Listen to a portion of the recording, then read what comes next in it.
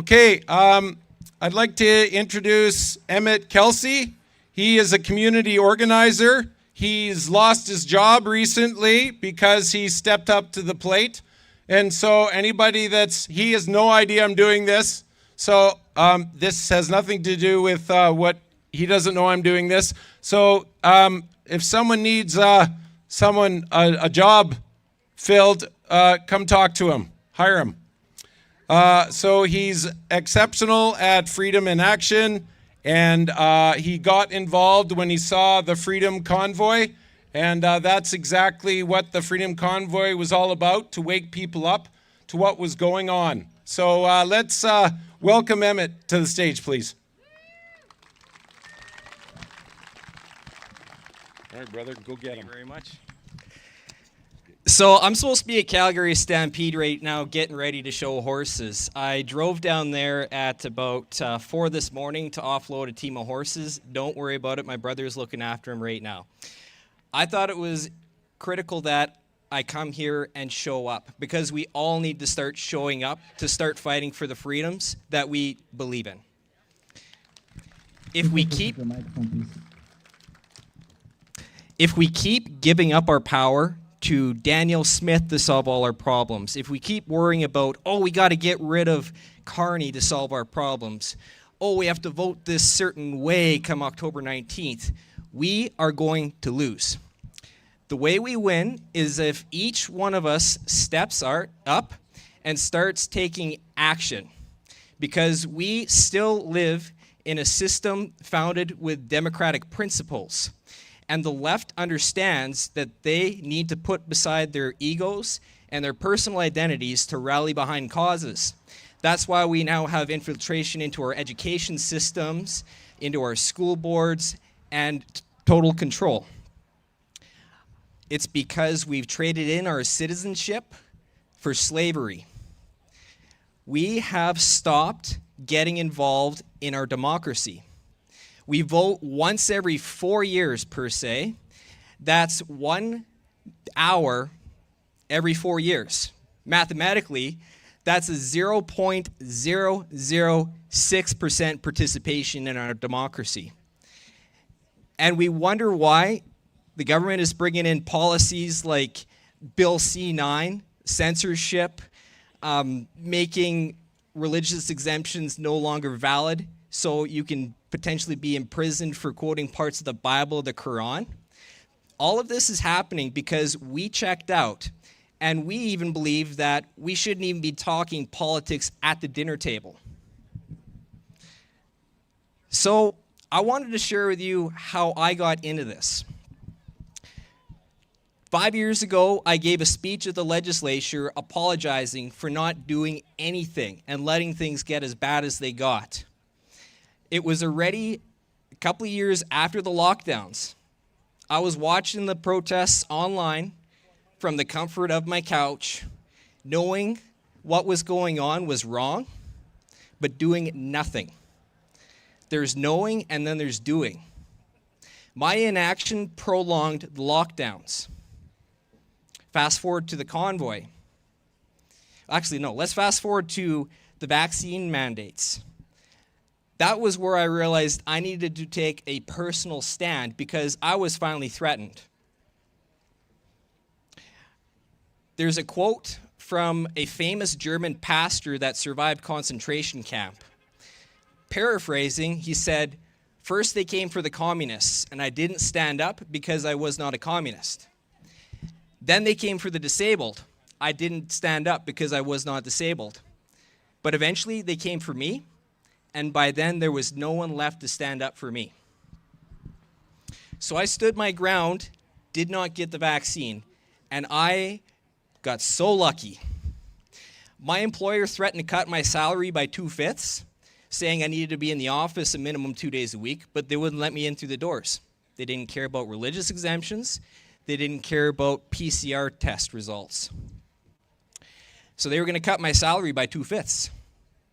The day before that policy was going to take effect, I got a phone call. They gave me a bonus, and they told me I could work from home 5 days a week because I made a stand. But I only stood up for myself then.